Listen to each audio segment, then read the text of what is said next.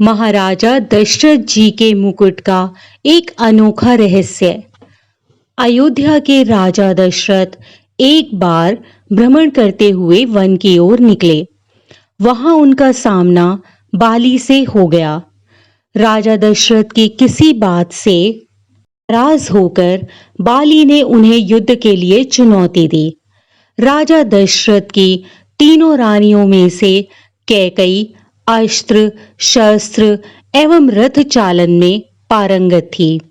अतः अक्सर राजा दशरथ जब कभी कहीं भ्रमण के लिए जाते तो कैकई को भी अपने साथ ले जाते थे। कई बार वह युद्ध में राजा दशरथ के साथ होती थी। जब बाली एवं राजा दशरथ के मध्य भयंकर युद्ध चल रहा था, उस समय संयोगवश रानी कैकई भी उनके साथ थी। युद्ध में बाली राजा दशरथ पर भारी पड़ने लगा। वह इसलिए क्योंकि बाली को यह वरदान प्राप्त था कि उसकी दृष्टि यदि किसी पर भी पड़ जाए तो उसकी आधी शक्ति बाली को प्राप्त हो जाती थी।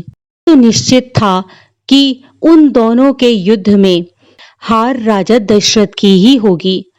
राजा दशरथ के युद्ध हारने पर बाली ने उनके सामने एक शर्त रखी कि या तो वे अपनी पत्नी कैकई को वहां छोड़ जाएं या रघुकुल की शान अपना मुकुट यहां पर छोड़ जाएं। तब राजा दशरथ को अपना मुकुट वहीं छोड़ रानी कैकई के साथ वापस अयोध्या लौटना पड़ा। रानी कैकई को यह बात बहुत दुखी कर गई। आखिर एक स्त्री अपने पति के अपमान को अपने सामने कैसे सहन कर सकती थी।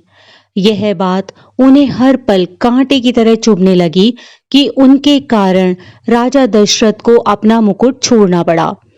वह राज मुकुट की वापसी की चिंता में रहती थी। जब श्री राम के राज तिलक का समय आया, तब दशरथ जी व कैकई को मुकुट को लेकर चर्चा हुई। यह बात तो केवल यही दोनों जानते थे। कैकई ने श्री राम के वनवास का कलंक अपने ऊपर ले लिया और श्री राम को वन भिजवाया।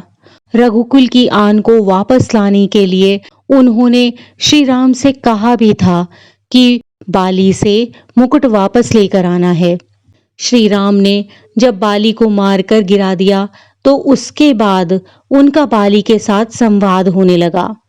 प्रभु ने अपना परिचय देकर बाली से अपने कुल के शान मुकुट के बारे में पूछा था। तब बाली ने बताया कि रावण को मैंने बंदी बनाया था। जब वह भागा तो साथ में छल से वह मुकुट भी लेकर भाग गया। प्रभु मेरे पुत्र को सेवा में ले लें, वह अपने प्राणों की बाजी लगाकर आपका मुकुट लेकर आएगा। तब अंगद श्री राम जी के दूत बनकर रावण की सभा में गए। वहां उन्होंने सभा में अपने पैर जमा दिए और उपस्थित वीरों को अपना पैर हिलाकर दिखाने की चुनौती दे दी। रावण के महल के सभी योद्धाओं ने अपनी पूरी ताकत अंगद के पैर को हिलाने में लगाई, परंतु कोई भी योद्धा सफल नहीं हो पाया।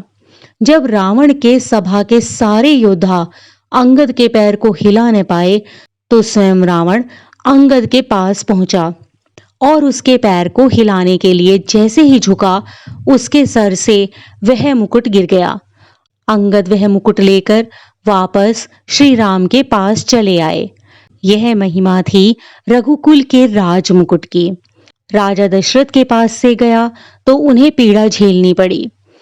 बाली से जब रावण वह मुकुट लेकर गया तो बाली को अपने प्राणों की आहुति देनी पड़ी। इसके बाद जब अंगद रावण से वह मुकुट लेकर गया तो रावण के भी प्राण गए और कैकई के कारण ही रघुकुल की लाज बच सकी। यदि कैकई श्री राम को वनवास नहीं भेजती तो रघुकुल सम्मान वापस नहीं लौट पाता।